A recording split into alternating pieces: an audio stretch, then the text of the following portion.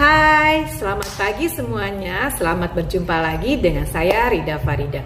Hari ini kita akan membahas pelajaran bahasa Indonesia bab 4 untuk pembelajaran bahasa kelas 9. Di pertemuan hari ini kita akan membahas tentang membangun budaya literasi dengan mencintai buku fiksi. Nah, seperti ini ya bukunya. Baik, apa yang kita ketahui tentang buku fiksi? Buku fiksi adalah sebuah karya tulis yang di dalamnya menceritakan sesuatu yang bersifat imajinasi, itu ya, fiksi.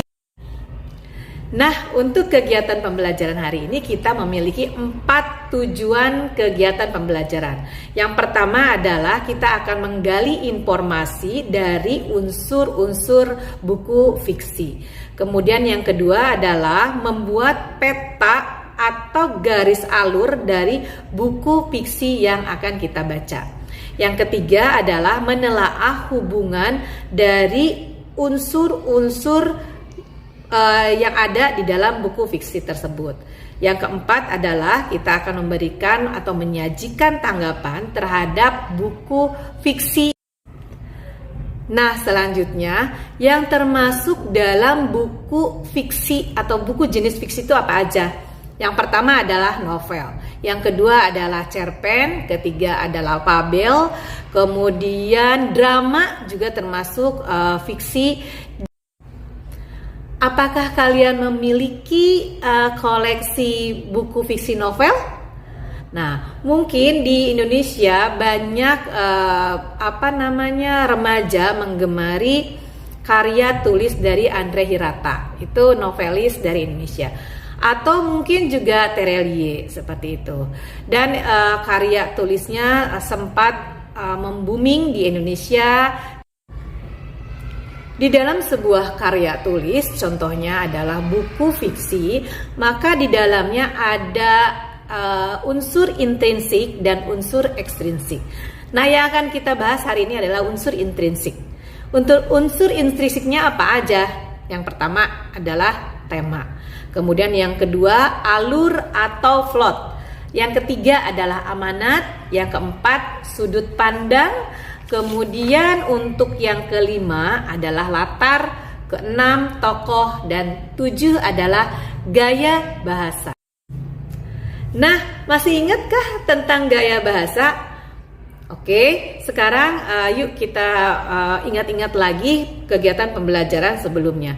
Gaya bahasa itu terdiri dari gaya bahasa metafora, kemudian gaya bahasa personifikasi, gaya bahasa metonimia, gaya bahasa simili, gaya bahasa sinestesia, gaya bahasa litotes, gaya bahasa hiperbol.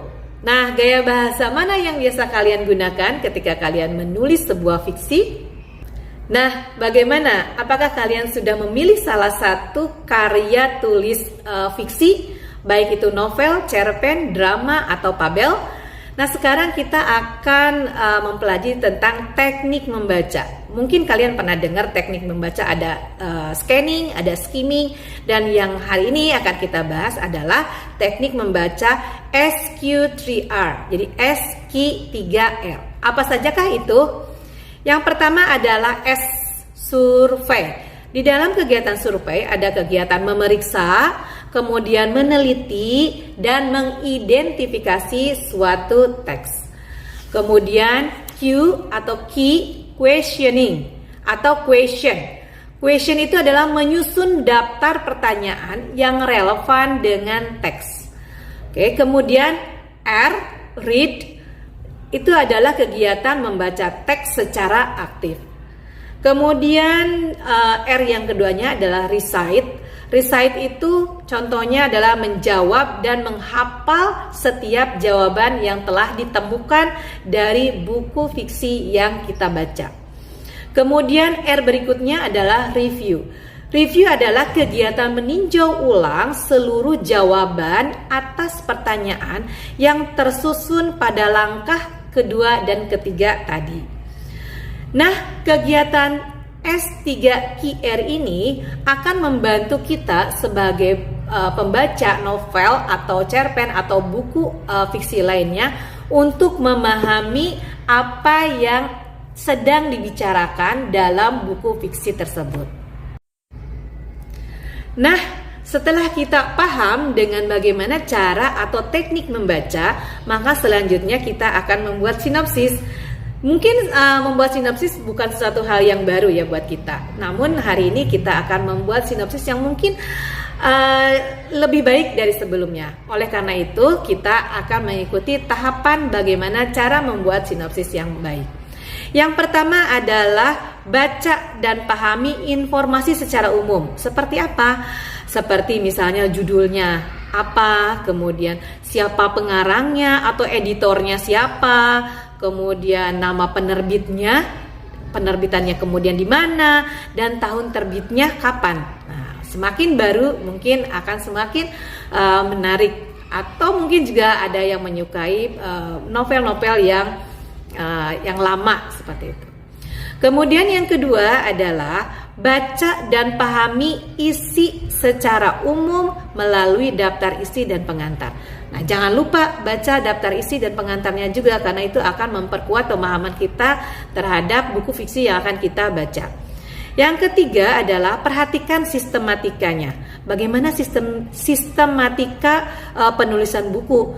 Nah, buku yang baik pada umumnya memiliki kerangka cerita yang tersusun secara runut dan sistematis. Kemudian yang selanjutnya adalah catatlah peristiwa penting dalam setiap paragraf sebagai bahan untuk menyusun sinopsis. Dan yang terakhir adalah rangkailah dan kembangkan peristiwa penting dari setiap paragraf menjadi sinopsis isi buku dengan memperhatikan urutan-urutannya. Nah, dari setiap informasi dari setiap paragraf itu akan membantu kita membuat sinopsis yang baik, sistematis dan mudah untuk dipahami. Nah, bagaimana? Sekarang mungkin sudah ada sedikit memahami tentang bagaimana cara membuat sinopsis. Tugas selanjutnya adalah mari kita membuat sinopsis dari buku fiksi yang kalian sukai. Oke? Nah, kalian bisa memulai dengan memilih buku fiksi yang akan kalian sinopsis. Terima kasih untuk pertemuan hari ini dan semoga ini bermanfaat untuk kalian melatih kemampuan menulis dalam membuat sinopsis. Terima kasih. Assalamualaikum warahmatullahi wabarakatuh.